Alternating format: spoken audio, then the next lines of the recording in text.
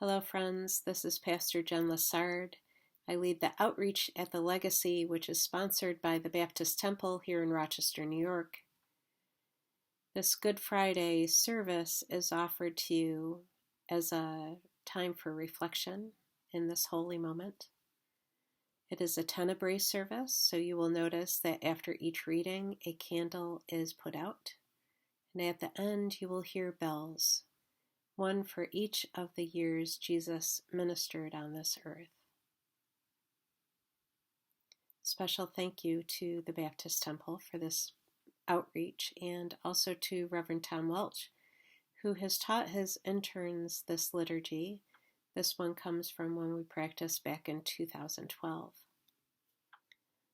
May you find this moment of reflection holy, and may your Good Friday be truly good. Now the festival of unleavened bread, known as Passover, was approaching, and the chief priests and the doctors of the law were trying to devise some means of doing away with Jesus, for they were afraid of the people. Then Satan entered Judas Iscariot, who was one of the 12, and Judas went to the chief priests and officers of the temple police to discuss ways and means of putting Jesus into their power. They were greatly pleased and undertook to pay him a sum of money. He agreed and began to look out for an opportunity to betray him to them without collecting a crowd.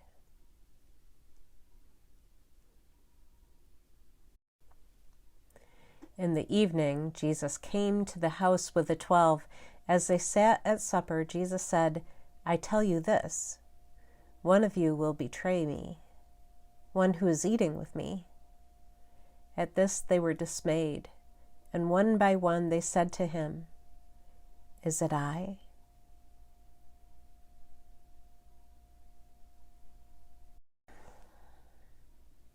After singing the Passover hymn, they went out to the Mount of Olives, and Jesus said, "You will all fall from your faith, for it stands written, 'I will strike the shepherd down, and the sheep will be scattered.' Nevertheless, after I am raised again, I will go before you into Galilee." Peter answered, "Everyone else may fall away, but I will not." Jesus said, "I tell you this, today, this very night, before the cock crows twice, you yourself will disown me 3 times. But he insisted and repeated, "Even if I must die with you, I will never disown you." And they all said the same.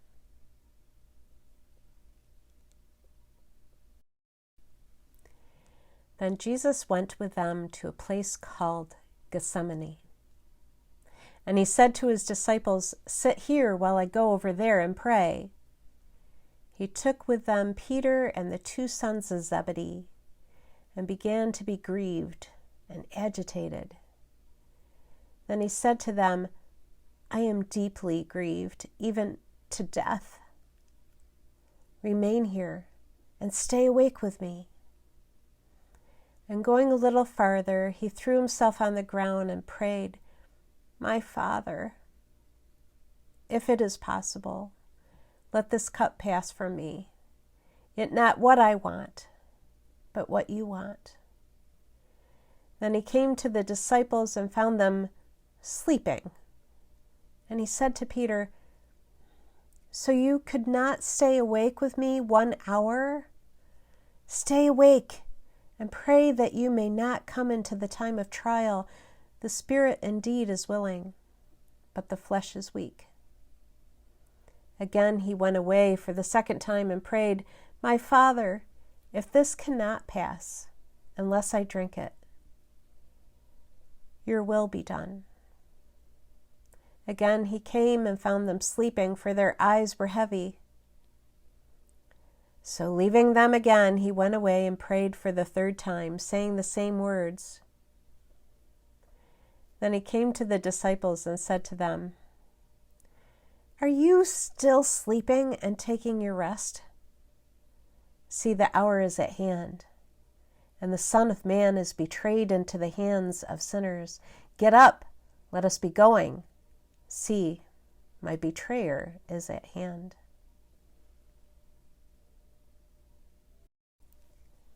While he was still speaking, Judas, one of the 12, arrived. With him was a large crowd with swords and clubs from the chief priests and the elders of the people. Now the betrayer had given them a sign, saying, "The one I will kiss is the man. Arrest him." At once he came up to Jesus and said, "Greetings, Rabbi," and kissed him. Jesus said to him, "Friend, do what you are here to do." Then they came and laid hands on Jesus and arrested him. Suddenly, one of those with Jesus put his hand on his sword and drew it and struck the slave of the high priest, cutting off his ear. Then Jesus said to him, "Put your sword back into its place, for all who take up the sword will perish by the sword. Do you think that I cannot appeal to my Father, and he will at once send me more than 12 legions of angels? But how then would the scriptures be fulfilled, which say it must happen in this way?" At that hour Jesus said to the crowds, "Have you come out with swords and clubs to arrest me as though I were a bandit?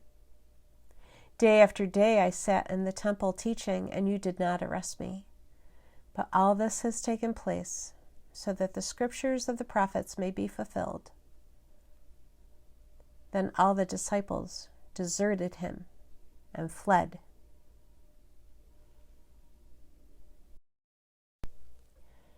Those who had arrested Jesus took him to Caiaphas, the high priest, in whose house the scribes and the elders had gathered.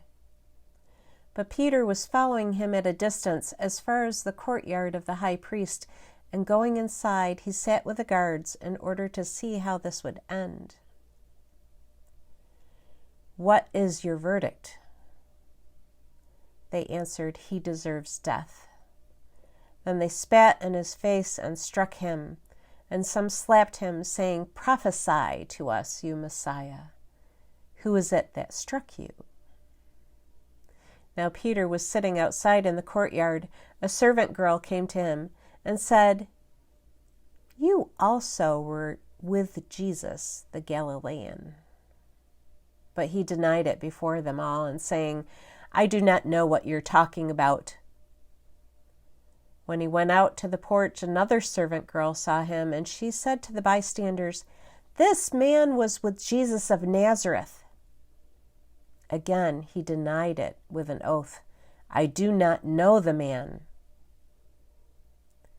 After a little while, the bystanders came up and said to Peter, "Certainly you are also one of them, for your accent betrays you." Then he began to curse, and he swore an oath, "I do not know the man." At that moment, the cock crowed. Then Peter remembered what Jesus had said, "Before the cock crows, you will deny me 3 times." And he went out and wept bitterly.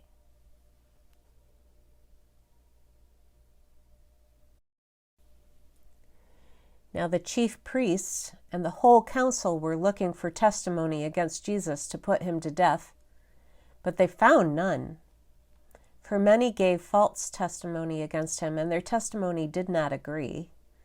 Some stood up and gave false testimony against him, saying, "We heard him say, 'I will destroy this temple that is made with hands, and in 3 days I will build another, not made with hands.'"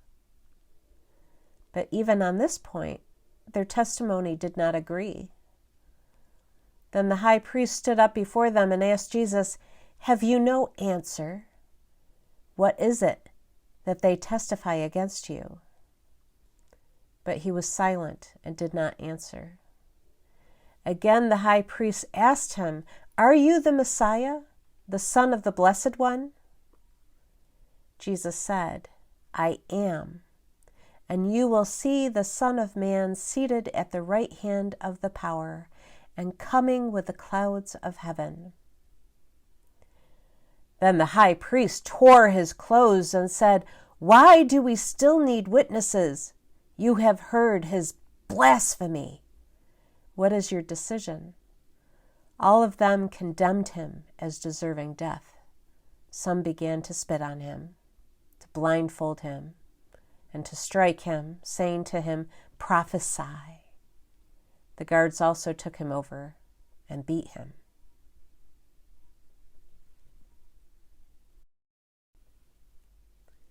As soon as it was morning, the chief priests held a consultation with the elders and scribes and the whole council. They bound Jesus, led him away, handed him over to Pilate. Pilate asked him, "Are you the king of the Jews?" He answered him, "You say so." Then the chief priests accused him of many things. Pilate asked him again, "Have you no answer? See how many charges they bring against you?" But Jesus made no further reply, so that Pilate was amazed.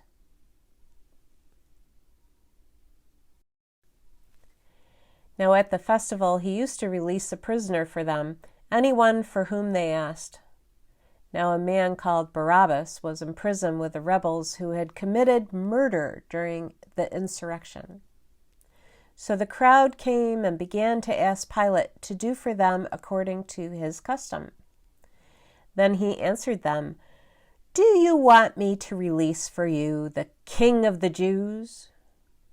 For he realized that it was out of jealousy that the chief priest had handed him over. But the chief priest stirred up the crowd to have him release Barabbas for them instead. Pilate spoke to them again, "Then what do you wish me to do with the man you call the King of the Jews?"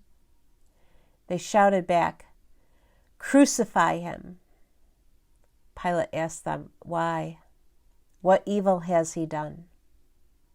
But they shouted all the more, "Crucify him." So Pilate, wishing to satisfy the crowd, released Barabbas for them. And after flogging Jesus, he handed him over to be crucified.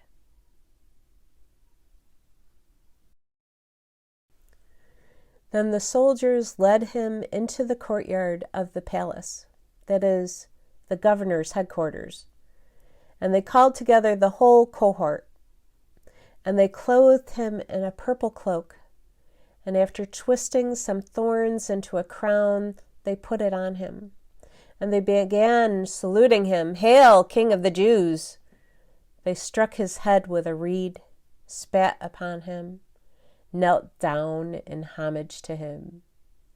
After mocking him, they stripped him of the purple cloak and put his own clothes on him. Then they led him out to crucify him.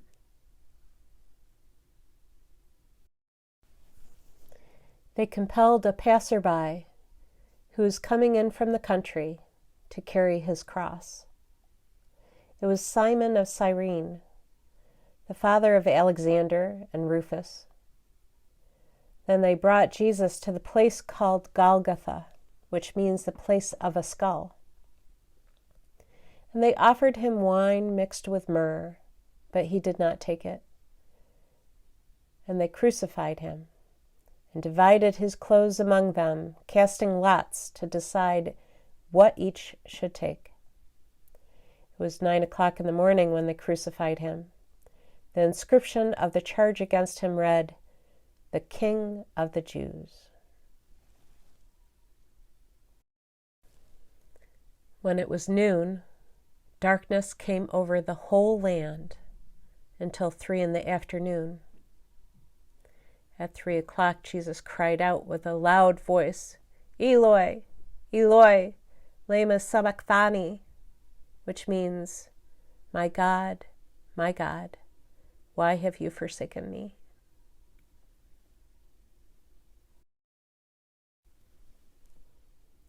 Then Jesus cried out with a loud voice and said, "Father, into your hands I commend my spirit."